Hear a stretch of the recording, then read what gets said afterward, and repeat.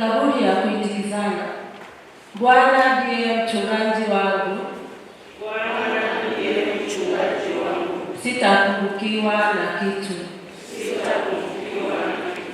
Bwana ndiye mchungaji wangu, sitapungukiwa na kitu. Bwana ndiye mchungaji wangu, sitapungukiwa na kitu.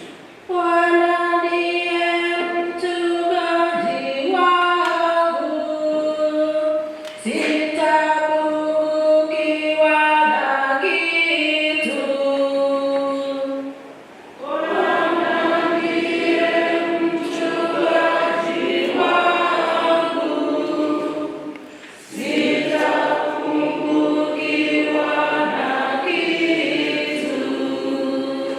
Bwana ndiye mchungaji wangu,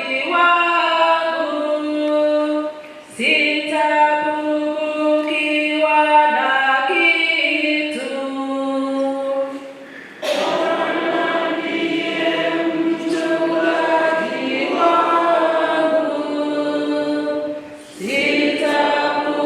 sitapungukiwa na kitu. Neno la Injili. Haleluya, haleluya, haleluya, haleluya, haleluya, haleluya, haleluya, haleluya. Wanaheri watu wanaokufa katika Bwana, watapumzika taabu zao, kwa maana matendo yao yanafuatana nao. Sisi sote siku moja tunaendelea pia kwa Yesu Kristo, kwa sababu nakumbuka Yesu Kristo walisema, mimi ninatayarisha chumba moja pamoja na Baba yangu. Sasa kwa rehema ya Mungu sisi sote ni lazima tutayarisha moyo ya kuenda pamoja naye, kama mfano ya ndugu yetu Emmanuel. Na kweli tulisikia mchungu kidogo kwa sababu yeye ameenda, lakini Mungu unajua, Mungu iko, Mungu anachukua roho yake pamoja naye. Mama Kanisa wanakaribisha sisi sote ya kuendelea kuomba Mungu kwa ajili ya roho yake katika kuangama na watoto wake kwa adhimisho la masishi. Mama Kanisa anaadhimisha fumbo la Pasaka kwa matumaini makubwa. Anawaombea wale wote walioisha kuangana na mwili wa Kristo kwa njia ya ubatizo, waingie katika mzima. Kabla ya hapo wapitie katika mauti kama Kristo mwana wao alivyofanya, kwa sababu katika ubatizo walikufa pamoja na Kristo na kufufuka pamoja naye. Mama Kanisa anawaombea marehemu ili watakaswe, ikiwa wanahitaji kutakaswa kabla ya kupokelewa mbinguni wakati na watakatifu, wakati miili yao inapobaki ardhini, akingoje kurudi kwa Kristo na ufufuko wa wafu. Ndiyo maana Kanisa linatolea sadaka ya misa kwa ajili ya marehemu. Pia Kanisa linasali na kuwaombea marehemu kusudi wapate msaada wa kiroho, na waamini wanaokuwa bado hai wapate matumaini ya uzima ujao mbinguni. Sauti sisi tunaendelea kwa furaha yake. Siku ya leo tulisoma somo ya Mtakatifu Mathayo chapter 5. Tulisoma hii kwa sababu tunaendelea kwa furaha ya Mungu. Pengine mwili yetu sisi tulisikia hii, tunaendelea uchungu kidogo, na pia tunaendelea kuomba Mungu kwa ajili ya roho ya ndugu yetu. Lakini kitu moja ni mzuri kwa sisi sote kwa kutoka Injili ya leo ya Mathayo. Wanasema, furahini, shangilieni, kwa kuwa thawabu yenu ni kubwa mbinguni. Leo tulisoma hii, ni somo ni mzuri kabisa kwa Wakristo wote, kwa sababu alionyesha barabara ya kuenda pamoja na Mungu. Mungu alihubiri neno lake kwa furaha ya moyo yetu. Sasa sisi sote ni Wakristo wote tuliomba Mungu kwa ajili ya marehemu wote siku ya leo, na pia kwa ajili ya roho ya ndugu yetu marehemu Emmanuel. Mataifa na makabila yote yanaso mila na desturi zao za kuomboleza na kusika wafu wao. Kuomboleza kwa kilio kwa sababu ya kupotelewa na ndugu ni jambo la kibinadamu. Mila na desturi hizo zinaweza kutumika na hata kuingizwa katika maadhimisho ya mazishi ya Kikristo. Miradi sisi ipingane na mafundisho ya dini ya Kikristo.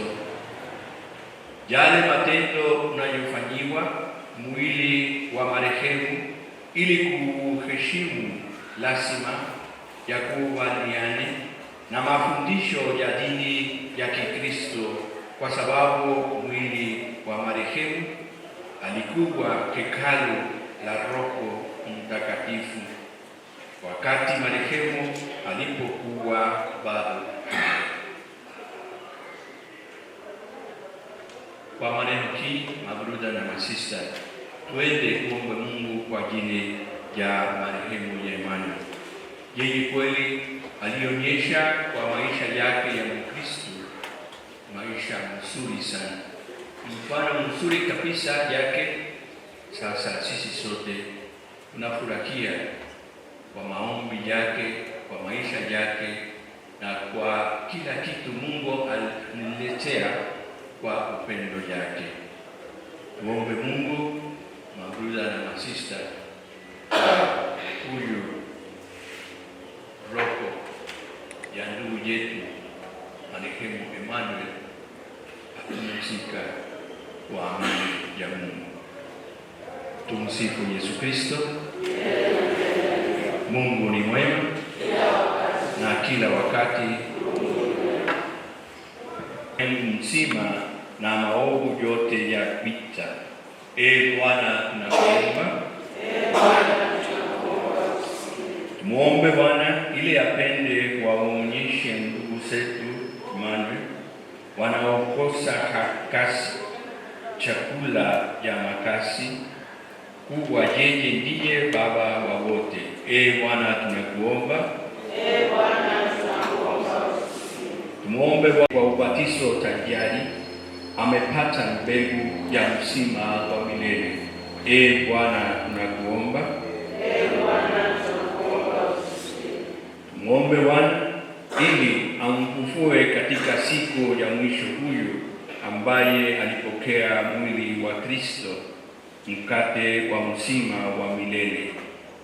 Bwana tunakuomba.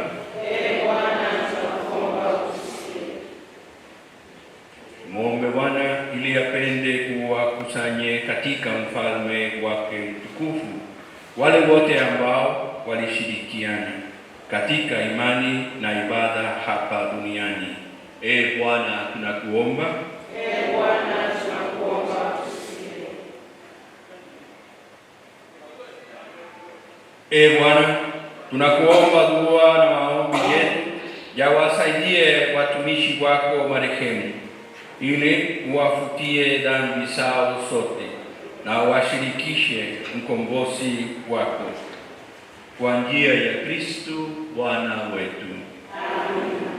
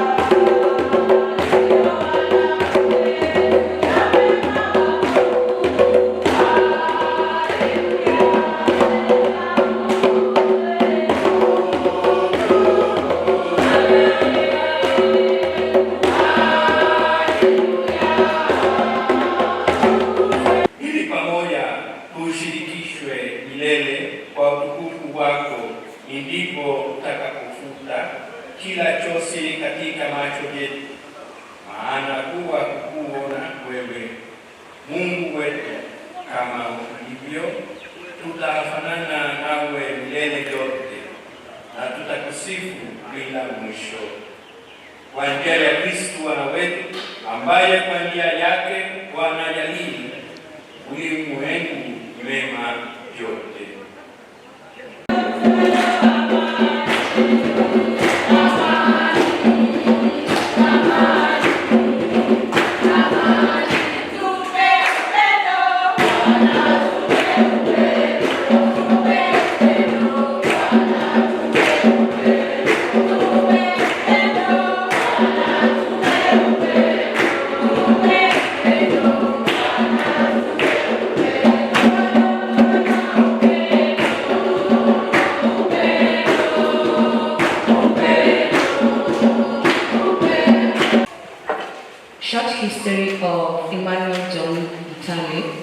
Emmanuel John Mutale is the third child among 7 children of the late Elder John Mutale. He was born on February 17, 1952 in Kisauni, Mombasa. The names of his parents are John Sampa Mutale and mother Anna Mwango Mulenga. His education: he was an engineer by profession. He studied at East African School of Aviation, course of radio engineering, from March 1975 to 1977, after which he joined Makerere University for his Bachelor's of Science in Telecommunication, where he graduated on the 20th of March 1982. His work: he worked at East African Community between 1977 to 1979. He also worked for Kenya Power and Lighting Company 1979 to 1981. After that, he worked at Xerox, Rank Xerox at 1982 to 1994. He was married on the date of 3rd February 1979 to Anna Migarita Muluya. He was blessed with 7 children: Peter Sampa Mutale, James Mulenga Mutale, Frederick Mutunyusu Mutale, Theopisti John Mutale, Magdalena Mwango Mutale, Diana Leden Mutale, and William Injera Mutale. He was also blessed with 7 grandchildren. I shall just mention them one new: Diza Mutale, Tafari Mutale, Taraji Mutale, Tali Mutale, Ivan Kirongo, Irene Kirongo, Awin Kirongo, and Nakia Shitakuli. His sickness: he was involved in an accident where he was hit by a vehicle on the 29th October this year. He was rushed to Mbagathi Hospital.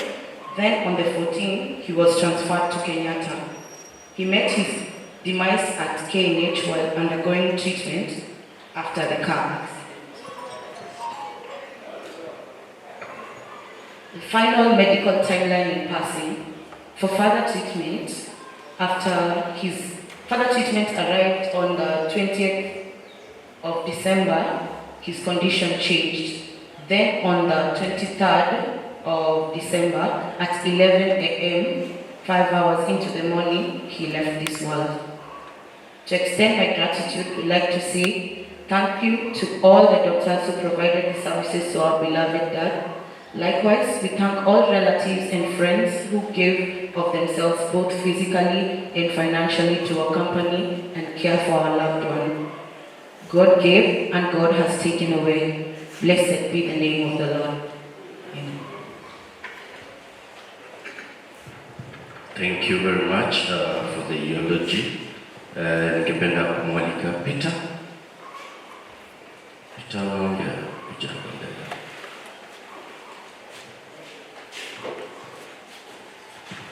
God is good. All the time. Thank everyone for presenting my father. He's a very happy person. He did his best to support us in every way he could. So I wish to just say thank you guys for being here and wish everyone a happy new year. That's all I can say for now. God has loved him better than I said a little bit. So thank you so much for being here. Thank you, Peter. Thank you, Peter. Take courage. The uncle, the brother too.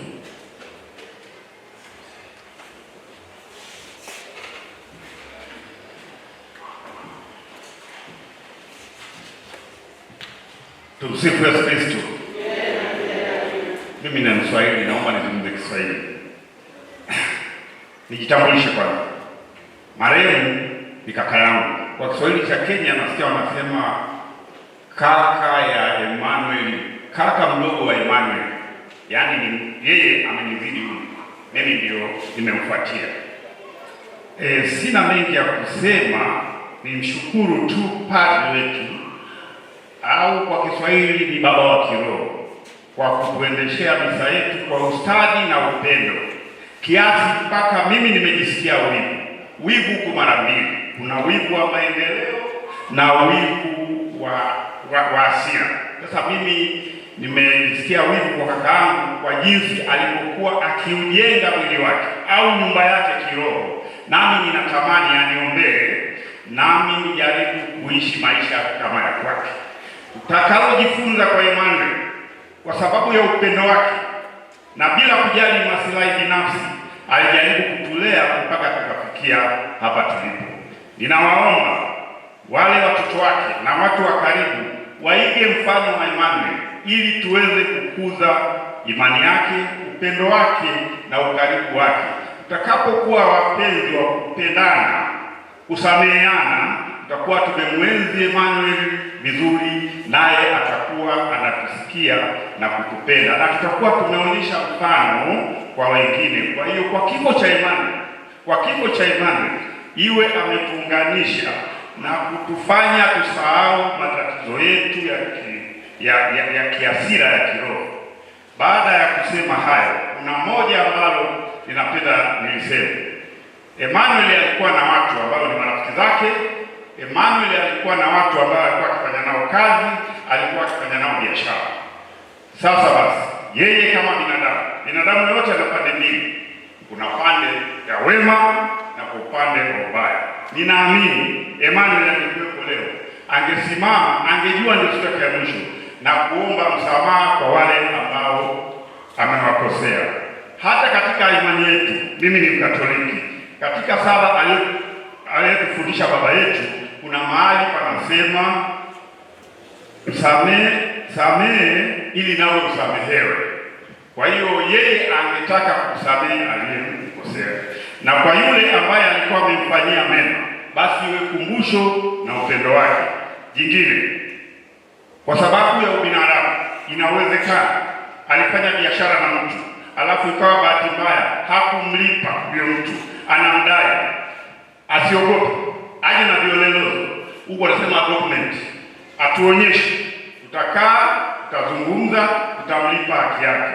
Na yule ambaye yupo anajua kabisa Emmanuel anamdai, basi naye ni haki yake kutoa kile alichokuwa anamdai ili ampe mke wake kwa ajili ya kumwenzi vitu vidogo vidogo. Baada ya kusema hayo, niwe nimemaliza. Nimshukuru tena Father kwa kuendesha misa kwa ustadi, na kushukuru Father. Asante sana baba wa roho. Asante sana kwa maneno ya busara, kila mtu ameyasikia.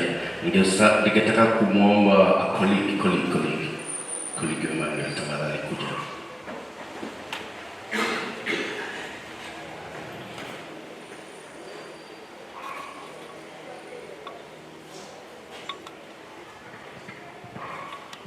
Tumsifu Yesu Kristo. Tumsifu tena. Nikaona nirukie. Tulikuwa tunafanya kazi na Emmanuel Mutare, kampani ya Xerox. We parted ways when around 2 or 3, and since then we have maintained a WhatsApp group of those old colleagues. Some are abroad, some are local, and we have kept constant touch. I've spoken to 2 colleagues who could not make it. They have sent their apologies because they had families from abroad. Most of them are preparing to go back today. I think Mr. Foyer, are you around? Please come. When I joined Xerox, I found Mr. Mutale was a trainer. You know, Xerox was dealing with printers, photocopiers, and fax machines, and he was a very good trainer. If you are a new engineer but you could not solve a problem maybe in an hour's time, he always used to say, don't put yourself in the hands of the designer. You cannot solve the problem, ask for a friend to come and pull you out. I remember him as a man who used to have fun. He used to make life so easy, and always had a chance to make you laugh. Even when things are so bad, even when you are threatening to go astray, you always get something to make you laugh. That is the late Emmanuel Mutare. As we say in Kikuyu, there is no age group which increases in number. It always decreases one by one by one. Emmanuel is the latest. We had others who went last year, others who went the year before. But we are joined by the zero philosophy of customer first and everybody else second. We had a motto of loving one another and always living together. In the WhatsApp group, there are about 35 messages of condolence. I'm not the coordinator, I only appointed this. The coordinator maybe will pass on the message of condolence to the family, and that is why I am here.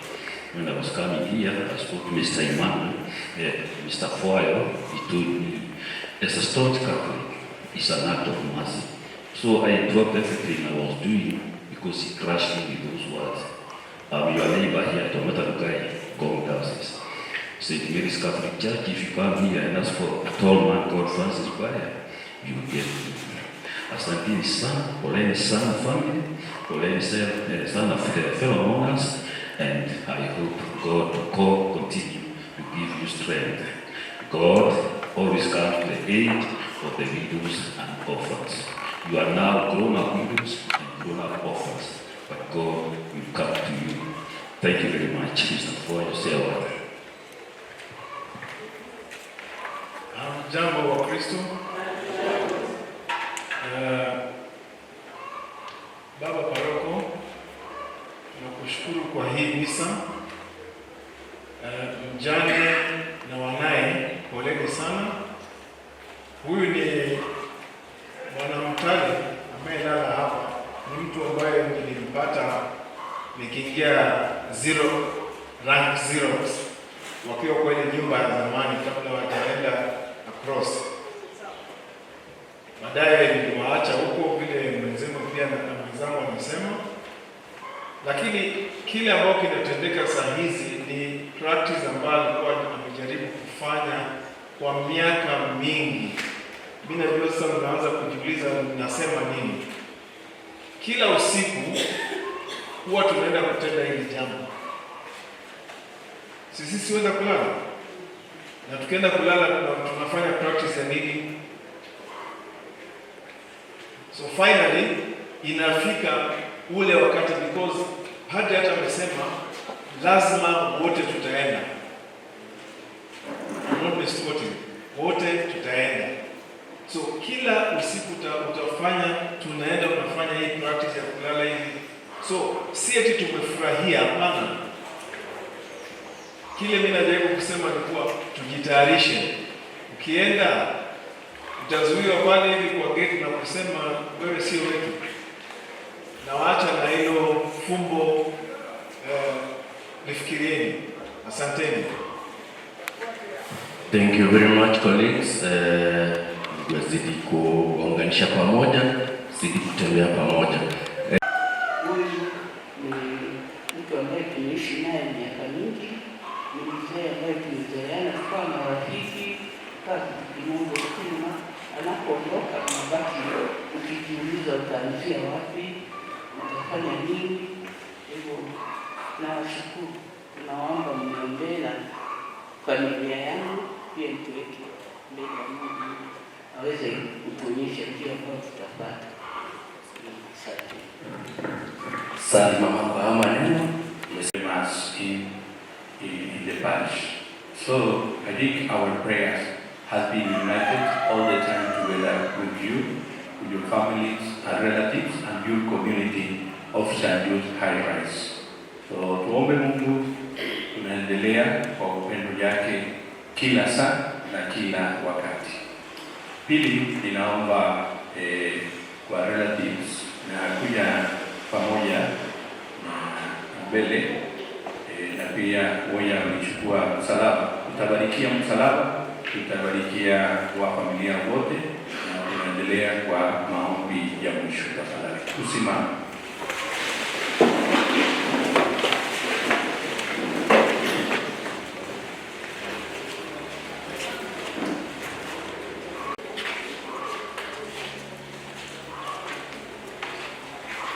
Tuombe.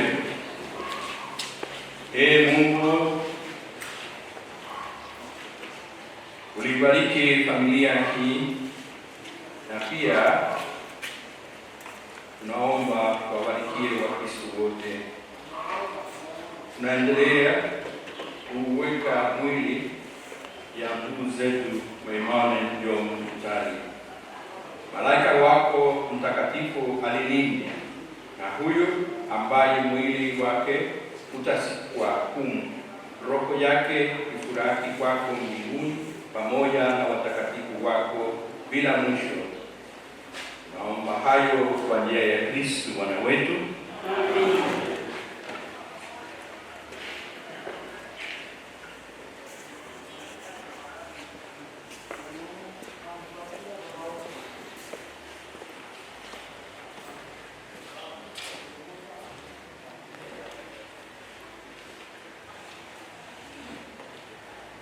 Tuombe. Ee Mungu, unayewajalia walioko mbinguni na walio bado duniani kushirika katika mwanao Yesu Kristo, tunakuomba tupatie leo baraka zako sisi unapofanya kumbukumbu ya ndugu yetu marehemu Emmanuel John, ili nasi pia tuishi katika imani hadi tuweze kuungana naye nyumbani kwako kwa njia ya Kristo Bwana wetu. Amen. Ndugu wote tuliopo hapa, tuandame sasa wote pamoja kuelekea kaburi ili ushikimike msalaba huu ulio ishara ya imani yetu. Imani tuliyo nayo ni kwamba ndugu zetu marehemu wana maisha ngambo waliokwenda tena. Kwa Yesu Kristo kwa kifo chake msalabani ametupatia matumaini ya kupokelewa katika furaha ya mbinguni. Kwa jina la Baba na la Bwana na la Roho Mtakatifu. Amen.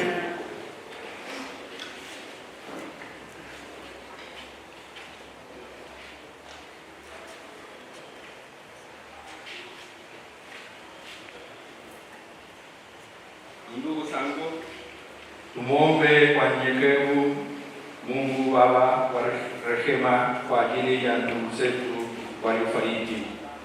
Nasema pamoja, tuwakuomba utusikie. Tuwakuomba utusikie. Ee Bwana, uwasamehe kwa wema dhambi zao. Tuwakuomba utusikie. Tuombe wote tunaohuzunika kwa kifo cha ndugu huyu. Tuwakuomba utusikie. Tumuombeeni sisi mwenye ambao tusafari hapa duniani. Tuwakuomba utusikie. Mungu atuimarishe na kutuzimisha katika utumishi wake mtakatifu. Tuwakuomba utusikie. Tuombe. Mungu Mwenyezi, kwa imani tunasadiki kifo na ufufuko wa mwanao. Tunaomba utujalie sisi na ndugu zetu marehemu tufufuke katika furaha. Tunaomba hayo kwa njia ya Kristo Bwana wetu. Amen. Mungu Mwenyezi atubariki kwa jina la Baba na la Mwana na la Roho Mtakatifu. Amen. Endeni na amani.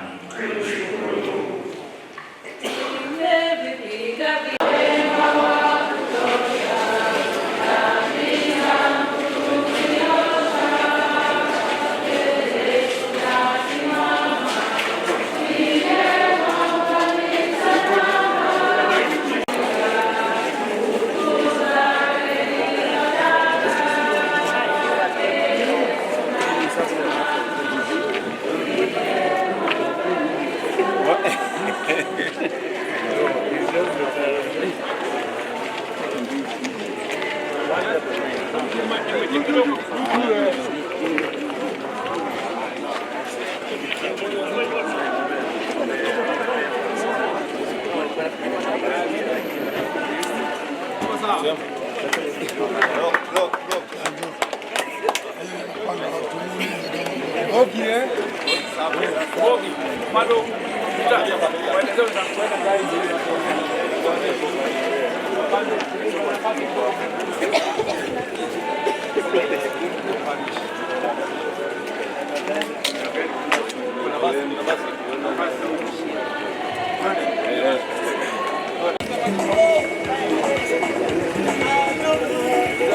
tuachie familia pande hii tafadhali, tuachie familia pande hii.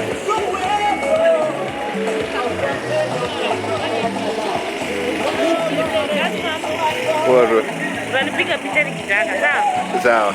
Nijaribu.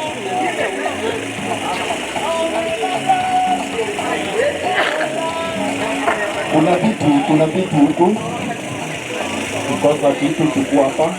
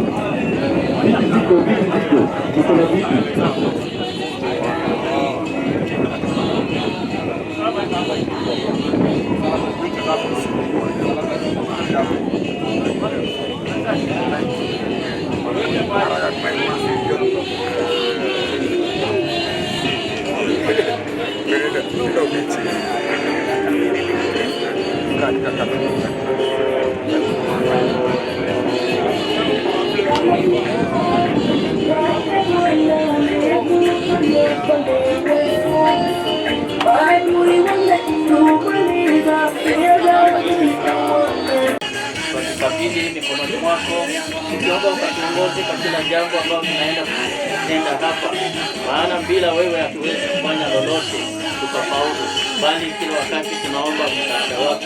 Tuomba ukatuongoze na ukaongoze kila wanenaji ambao wataenda kunena. Jaza Roho Mtakatifu ndani yao, ndiposa Roho akaweze kuongea ndani yao, ndiposa Roho akaweze kutamka yale yaliyo mema, ndiposa Roho akaweze kuongoza kila moja na akaweze kutuimaliza katika unenaji wetu. Na tunaomba hayo kwa njia ya Kristo Bwana wetu, kwa jina la Baba na Mwana na Roho Mtakatifu. Sasa kaa. Uje watu wajue familia ya mzee John Mtale. After wiki zake Maleka ita Peter ama Magdalene ya kuongea kwa niaba ya familia.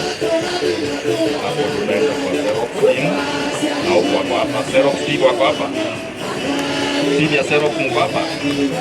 Ya mtakuja kuongea and then kutoka haya.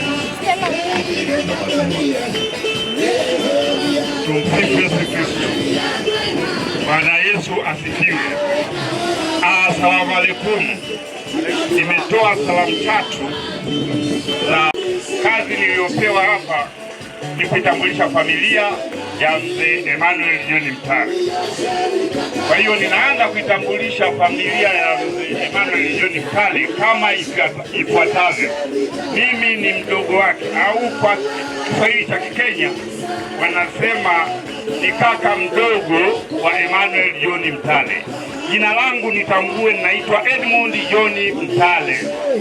Anayefuata ni mke wa Emmanuel John Mtale. Kama yupo anaweza kusimama, simame. Kama hawezi apungie mkono tu. Huyo ndio mke wa mzee Emmanuel John Mtale. Anayefuata ni mke wangu, anaitwa Emiliana Edmundi Mtale, asimame. Wanaofuata ni watoto wa Emmanuel John Mtale, nikianzia na mkubwa kabisa anaitwa Peter Emmanuel John Mtale. Nitasimama au punga mkono. Nitakwenda haraka haraka kwa kuokoa muda. Nikikutaja simama. Jimmy simama upunge mkono. Ukifuatiwa na Fred simama upunge mkono. Sijakuona. Simama upunge. Kama hayupo basi nafikiri na majukumu mengine. Anayefuata ni Magdalena. Simama upunge. Diana, simama upunge mkono. Will, simama upunge mkono. Wanaofuata ni ndugu wa mke wa Emmanuel. Naomba kwa pamoja waliopo hapa wasimame au wapunge mkono. Marafiki wa Emmanuel John Mtale wasimame wapunge mkono. Inapendeza. Na kuna ndugu wengine wote ambaye kwa bahati mbaya nimewasahau kuwatambulisha, ni pamoja na wajukuu na wake wenza wa mtoto wa Emmanuel Mtale, pamoja na mwanangu ambaye nimeongozana naye kutoka huko kwetu tulikotoka, anaitwa Edward Edmund Mtale. Naomba upunge mkono au usimame kwa niaba yangu. Huyo ni mwanangu. Baada ya kusema hayo, ni kama nimekosea kibinadamu au nimemsahau mtu, asifikiri kuwa sikumjali. Ninajali sana uwepo wake na ninamshukuru kuwepo, kwa sababu huu msiba ni wa kila mtu. Emmanuel kafa kaacha mke, Emmanuel kafa kaacha watoto, kaacha ndugu, kaacha marafiki. Kwa hiyo ninaamini kila aliyekuja hapa ana nasaba na Emmanuel au ni rafiki wa karibu. Na kwa niaba ya Emmanuel, inawezekana, ni binadamu. Ninarudia, niyasema kanisani, naomba niyaseme hapa. Inawezekana mwingine kwa madhehebu yake alishindwa kuingia kanisani, au kwa sababu moja au nyingine. Emmanuel alikuwa na marafiki. Emmanuel alikuwa na maadui. Ni binadamu yote una pande mbili. Kwa hiyo kwa wale ambao bahati mbaya walikuwa ni maadui, hawakuelewana, ninadhani angekuwepo hapa. Kwa ninavyomfahamu mimi Emmanuel, kabla ya kwenda kabulini angesimama na kuomba msamaha. Alikuwa ni mtu muungwana, anakubali kukosolewa, anakubali kusikiliza na kuomba msamaha. Na kwa wale ambao walikuwa ni marafiki, basi niwape pole, na ule urafiki wao uonyeshe upendo kama aliokuwa nao yeye, ili kumwenzi uko aliko. Binadamu afi, binadamu anafariki. Kwa imani tunaamini yupo anatuona. Kuna pazia tu hapa katikati ambalo limejengewa kule aliko, sisi anatuona, lakini yeye atumuone. Nilitamani niseme mengi sana, lakini naomba niokoe muda. MC, na kuomba kitu kimoja, kama nitakuwa nimesahau, unipe namba zako za simu, ili nitakapokufa nikupigie simu uje unizike. Asante sana MC. Hiyo ni jukumu kubwa, si kubwa.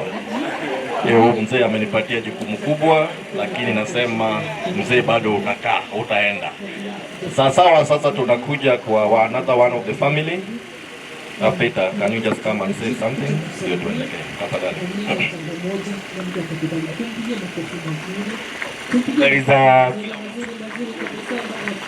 Shukuru sana for everyone who's represented here, my father. What can I say is he was a happy person, and he loved God. So for all time's sake, all I can say is that ametuachia love note sana, na kuihandle naomba tu Mungu atusaidie na atujalie. But inevitably, thank you guys for representing so much. Thank you so much. Peter is a man of few words. Unasemaje kwa Peter? Yeah, Peter, just relax. Kila kitu Mungu ndiye anajua. One of the representatives kutoka Xerox team hapo kwa church niliona wako wawili, so I prefer mkuja wawili ama one person just come uongee. God is good. Nikiwa nimemaliza kila kitu kanisani, kwa hivyo nikiongeza tu zile rambirambi zetu na wale marafiki hawakuweza kuja, wakatuma afadhali zao akina Pekeno. Pekeno mnamjua, mnakaa naye kwa hiyo estate. Alafu kuna mwingine Bruce na wale wengine wote, najua wote tunashikiliana. Naona kwa mtandao watu vile wametuma rambirambi vile walipenda kwenye mtale. Kwa hivyo sitaki kuongeza hilo ile yote nilisema kanisani. Wetu tusema tumeshikiliana na nyinyi. We mourn with you.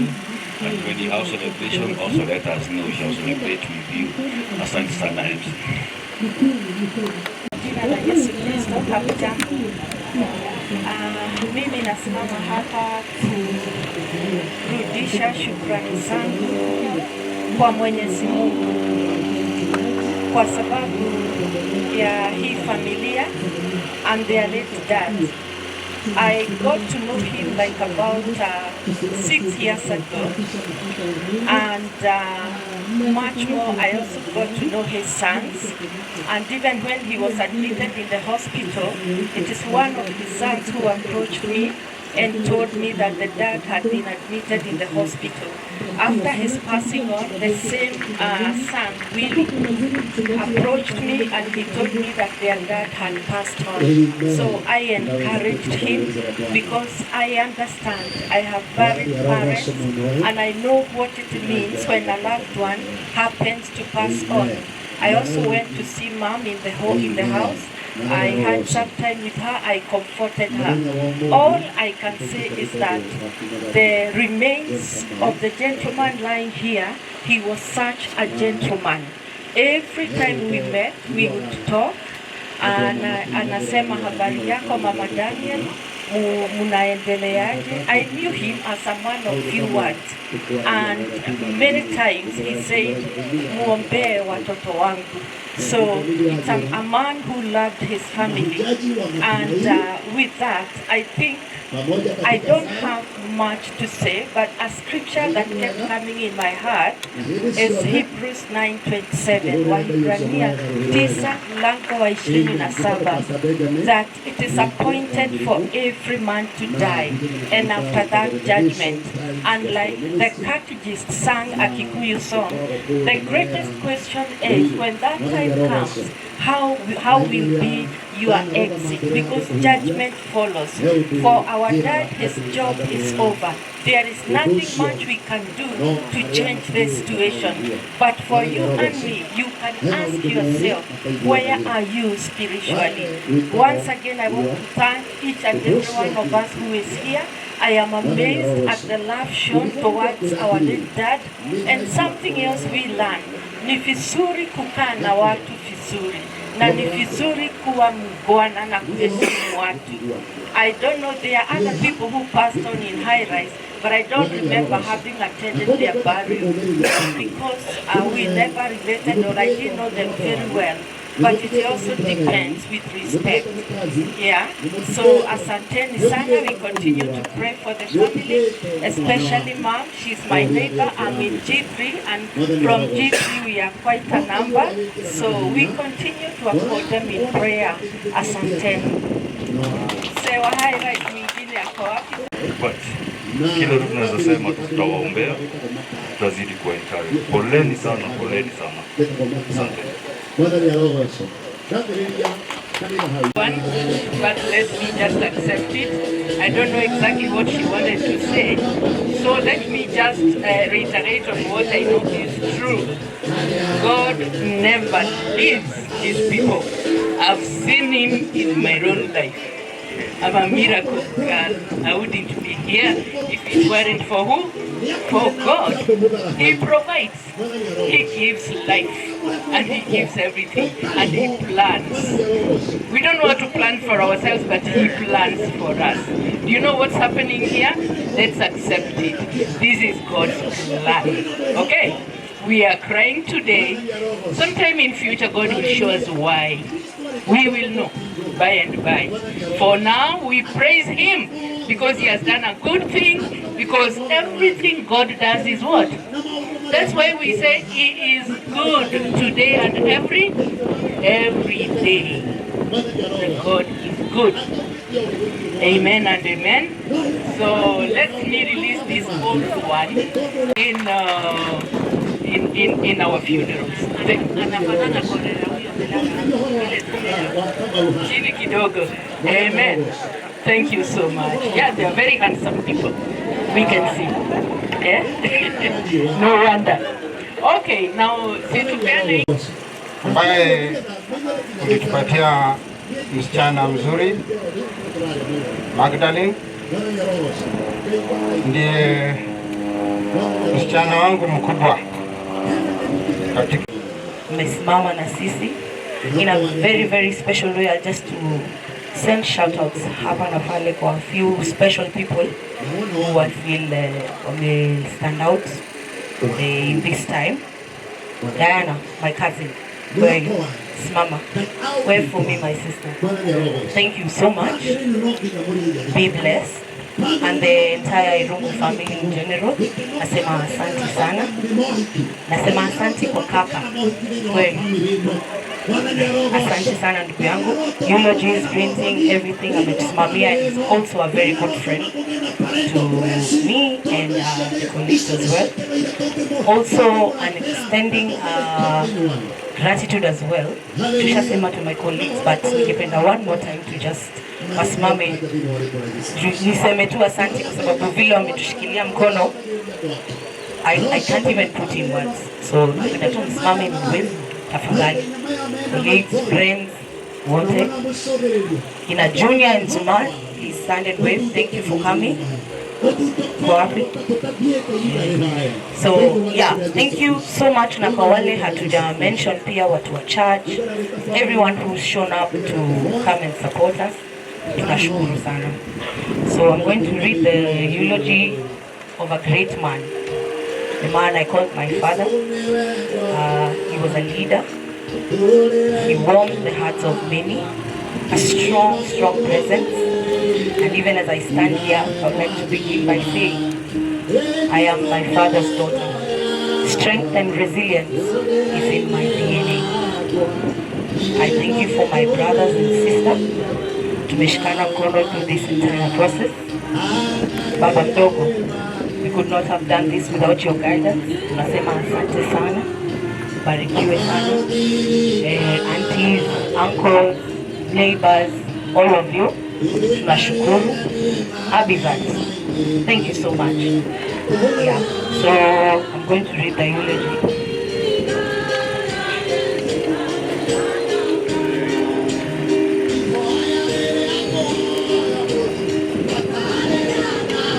Short history of Emmanuel John Taleb. Emmanuel John Taleb is the third child among 7 children of the late Elder John Taleb. He was born in February 17, 1952. The names of his parents are John Sampam Taleb and mother Anna Mwango Mlenga. His educational background, he was an engineer by profession. He studied at East African School of Aviation, course of radio engineering from March 1975 to 1977. After which he joined Makerere University for his Bachelor's of Science in Telecommunication, where he graduated on the 20th of March 1982. He worked at East African Community. He also worked at Kenya Power and Lighting. He worked at Zank Xerox as well. He married Anna Migariza Uluya, who is my mom, on the 3rd of February 1979. He was blessed with 7 children: Peter Sampam Taleb, James Ulenga Taleb, Frederick Tunyuso Taleb, Theophristi John Taleb, Magdalena Mwango Taleb, Diana Leden Taleb, William Ijera Taleb. He was also blessed with grandkids: Diesel Taleb, Tafari Taleb, Talia Taleb, Taraji Taleb, Irene Kerongo, Ivan Kerongo, Awin Kerongo, and Nakia Shitakuli. He fell sick Okay, he was involved in an accident where he was hit by a vehicle. He was rushed and taken to hospital. Then on the 14th day, he was transferred to Kenyatta. He met his demise while undergoing treatment after the car accident.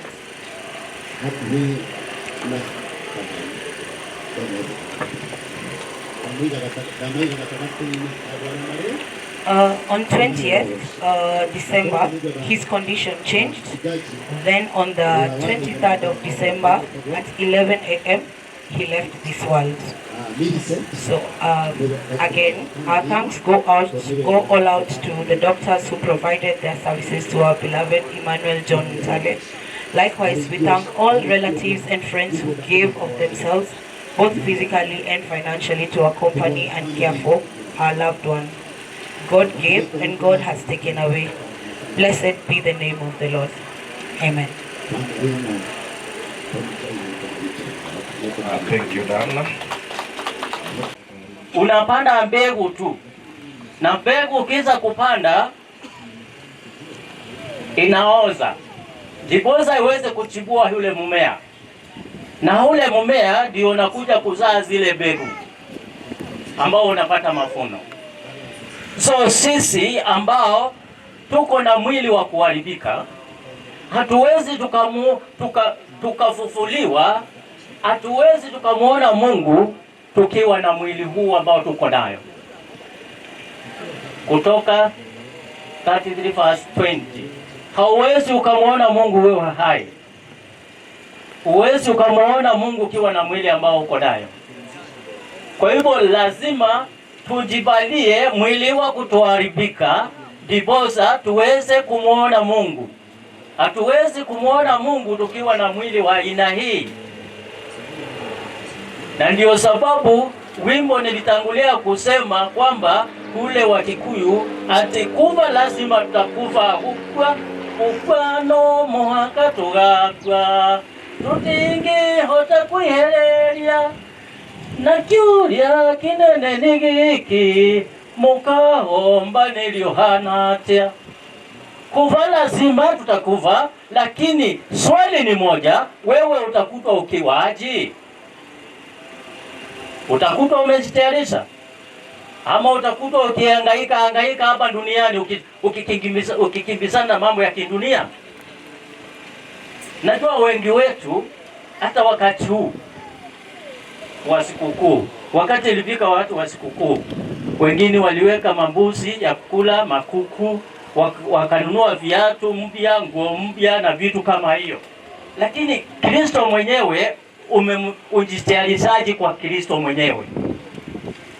Wewe umejitayarisha kwa makuku, kwa mambuzi, kwa mang'ombe, kwa viatu, kwa nguo. Kristo naye ulimweka namba ngapi?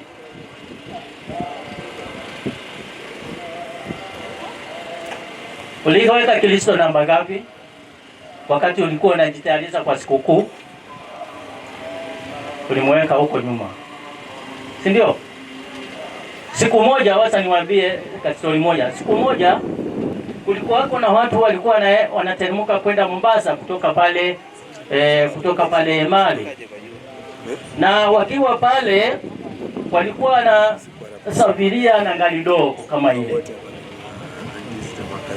Na ile ngali nyuma kulikuwa kumewekwa matray ya mayai. Alafu mama walikuwa wasichana waine na driver. Halafu mama mmoja akawaambia, muende salama mkiongozwa na Mungu, muende msafiri na Mungu. Mtaona mmoja akauliza mama, huyu Mungu atakaa wapi? Labda akae pale kwa mbuti. Safari yao ikaanza, na wakiwa wanateremka kabla hawajafika Voi walipata ajali. Ile ngali ilipinduka karibu mara 3. Ilipopinduka mara 3, wale wasichana wote waliisha, lakini maajabu ni kwamba hakuna hata yai moja ilivunjika. Kwa sababu Mungu alienda kukaa wapi? Mungu anakaa pande gani kwako? Umeweka Mungu kwa mbuti? Ama umemweka wapi? Si ajabu ya kwamba anaweza kuwa hapa, lakini mwili ndio uko hapa. Mambo mengine yako nyumbani. Si ndio? Naweza kuwa hapa, na hata mimi siku hizi natumaini kwa mama, kwa wazee, kwa wasichana, kwa vijana, sisi tunafundishwa na simu. Hata ukiwa kanisani unaona mtu tu kwa simu, unashindwa sasa, nimekuja kanisani ama nimekuja mambo ya simu. Kilicho na maana ni kwamba usipomgeukia Mungu, usipo muomba huruma yake Mungu, bado sitatandaandama. Na tumaini tulisikia vile Emmanuel ameminiwa sifa, jinsi alikuwa mtu wa kanisa, na hata mkaonyeshwa sehemu ile alikuwa amekaa, ati alikuwa anapenda kukaa pale. Hebu jiulize wewe, nafasi yako itaonyeshwa kwa kanisa pale ulikuwa unapenda kukaa? Itaulizwa? Itaonyeshwa? Ni swali. Usinijibu. Usinijibu. Lakini Mungu ndiye anajua kila mtu. So lazima tuchukue, tujibalie mwili wa kutoharibika, ndiposa tuweze kumuona Mungu. Jinsi mbegu inapopandwa inaoza na inachibua ule mmea, ndiposa iweze kuzaa yale matunda. Nasi wakati tunakufa, tunakaa kama ule mti ambao umepandwa, ambao unamea. Maana Yesu anasema, mimi ndio njia, kweli na uzima. Mtu haji kwa Baba ila kwa njia yangu mimi. Hakuna mahali ingine tunaweza kupitia tusipopitia kwa Kristo. Yeye ndiyo daraja. Njoo kwangu Yesu, uokolewe. Yesu ni daraja ya kuvuka mto. Ukitaka kuona mambo ya pili, njoo kwangu Yesu nawe uokolewe. Usipokuja kwa Yesu, Yesu ndio daraja. Pitia daraja hiyo ya Yesu na utafika mbinguni. Hata pili kuna walikana Yesu na Toma. Alafu wakati aliambia mimi naenda kwa Baba, mimi mnajua njia. Wakaanza kumuuliza, tunajua njia aje, sio tuonyeshe njia. Na wamekaa na yeye. Nasi tusije tukaulizwa maswali kama hayo. Tukiuliza njia ya kwenda kwa Kristo iko wapi?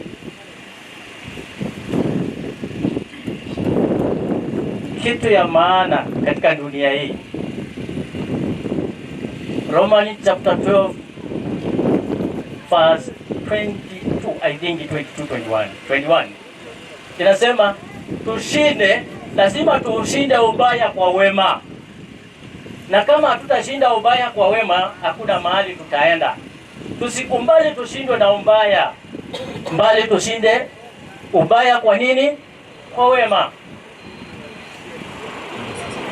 Kwa hivyo ni vyema kila mmoja wetu wako hapa aelewe,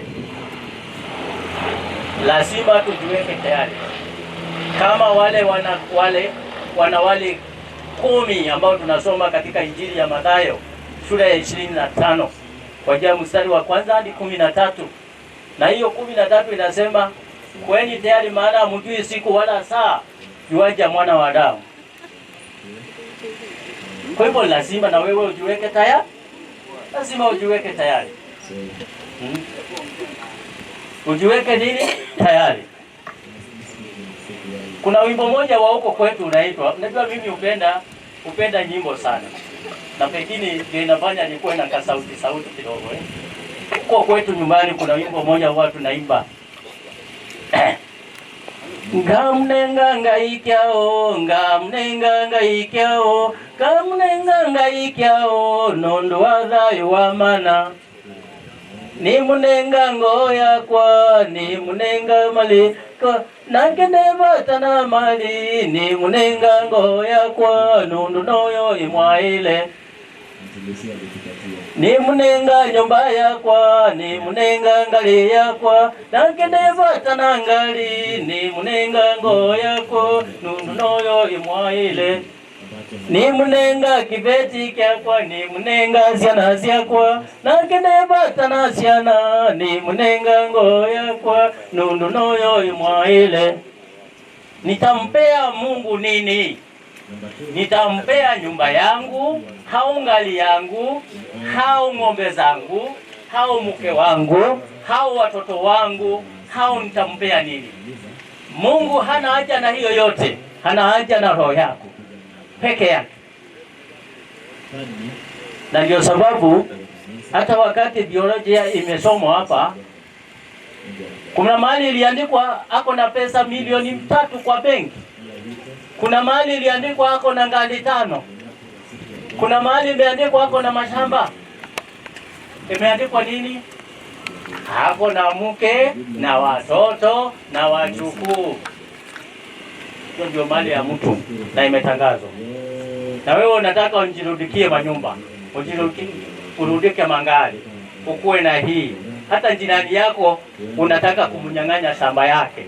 Na wewe mahali shamba yako iko ni 6/3. Kwa hivyo lazima wewe ujiulize Mungu utampea nini?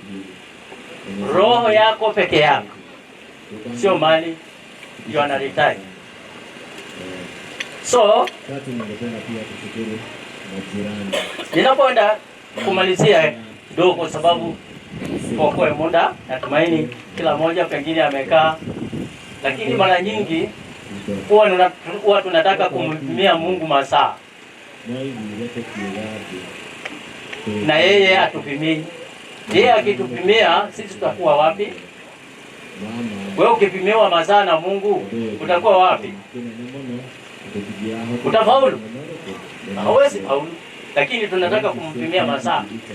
Naye ametupea masaa mingi, na mara nyingi huwa anasema at least hata kama ni nusu saa ongea na mimi. Hata kama ni saa moja ongea na mimi.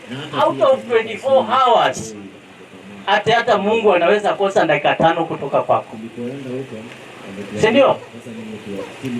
Ni hizo dakika zote pamoja na zake zote unakula zote. So lazima kila mmoja awe na nafasi ya kuzungumza na Mungu. Hakuna mtu anaweza kusema ati mimi simjui Mungu. Hata kama uendi kanisani, hata kama wewe unaenda kutoa dhabihu ile tulikuwa tunatoa zamani kule milimani kuchinja mbuzi. Tupigie katekista makofi. Amehubiri vizuri. So kila mtu ametoka na neno. So tutakuwa tuna order to view, after that ndio tutaelekea kwa trivia. Sawa. So tutakuwa tuna order, tupange laini vizuri, muone alafu tuelekee. Sawa. Asante.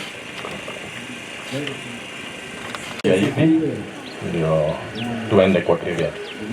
Mama tafadhali.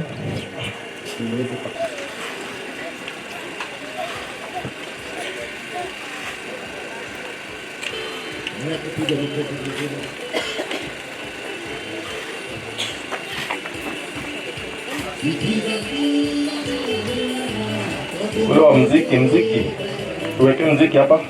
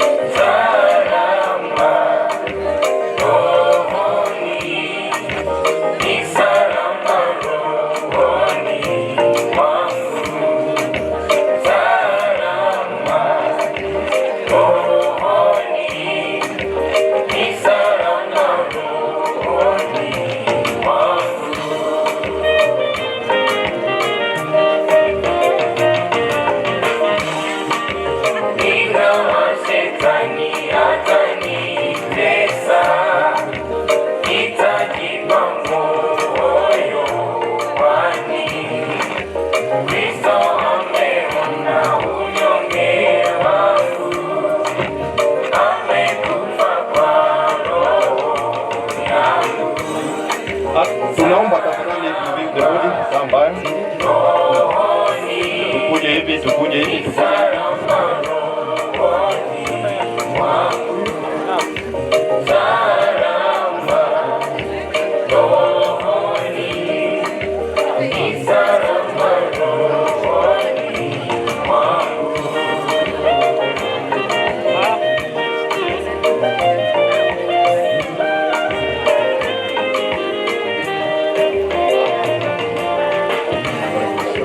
Dhambi zangu zote wala si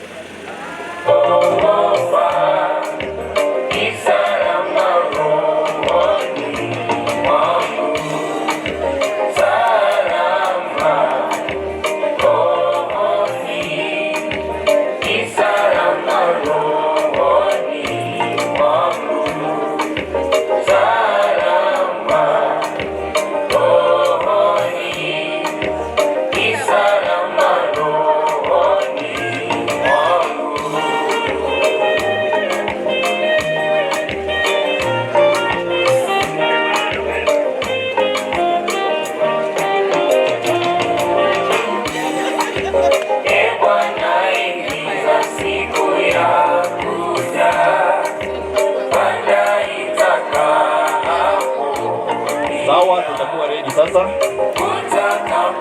au vijana wetu wakusaidia. Karibu vijana wetu.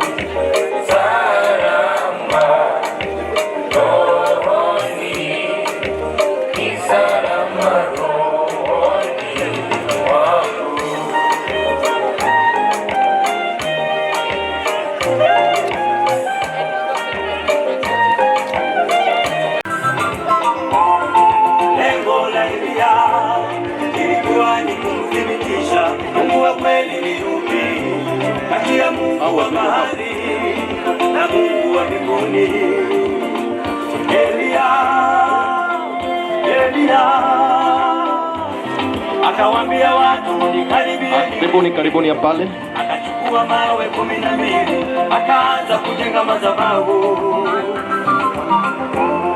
akaweka kuni juu yake, akaweka sadaka juu yake.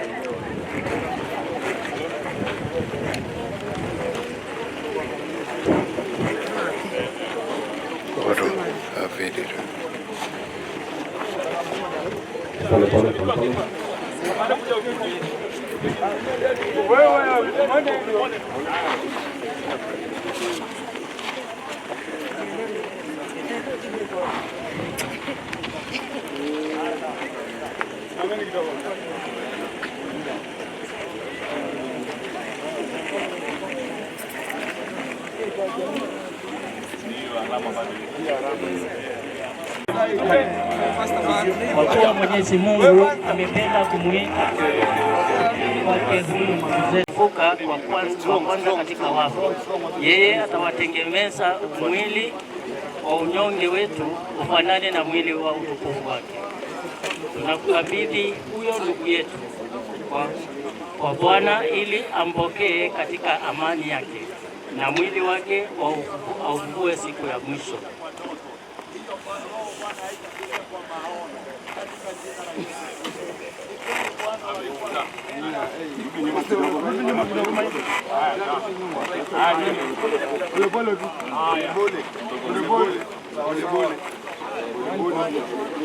Alafu mchukue vidole tafadhali, vidole mshike juu kidogo sasa.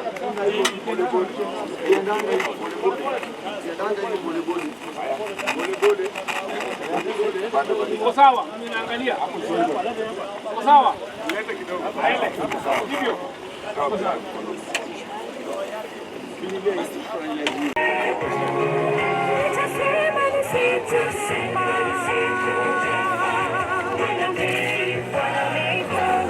Wako katika ubatizo.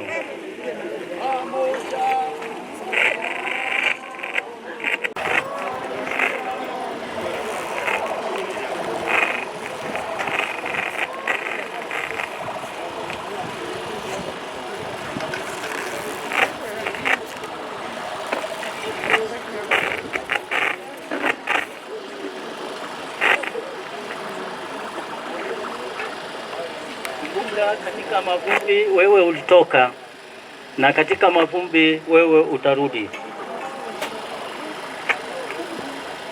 Familia wanaweza kumchanga. Familia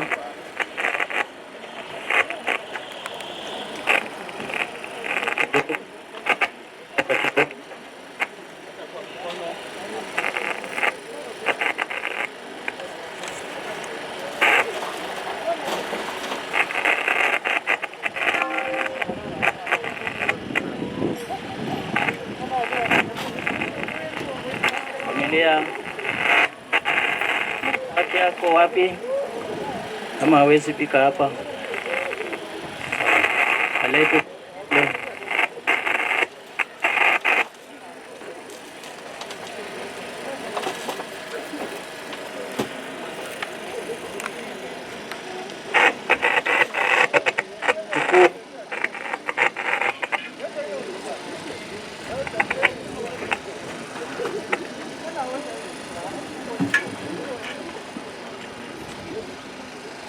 Kila mmoja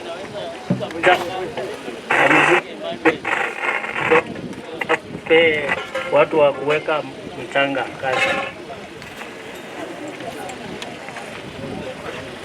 Kila.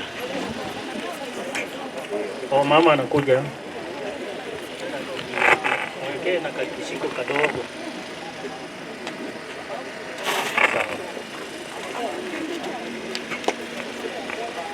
Mwonyesheni mahali pazuri ya pita.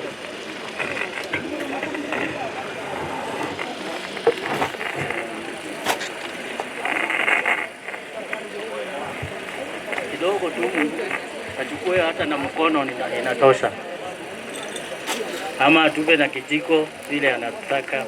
Mpeni kijiko.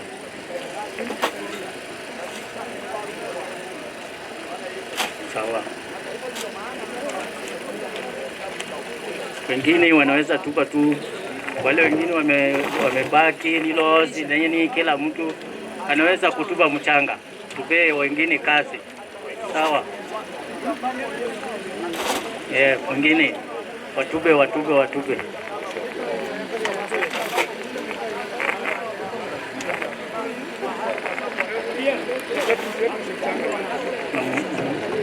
Hapa juu iko kichwa. Hiyo ishikwa vizuri. Watu wanaweza weka mchanga, inaweza wekwa kama hakuna wengine wanaweka mchanga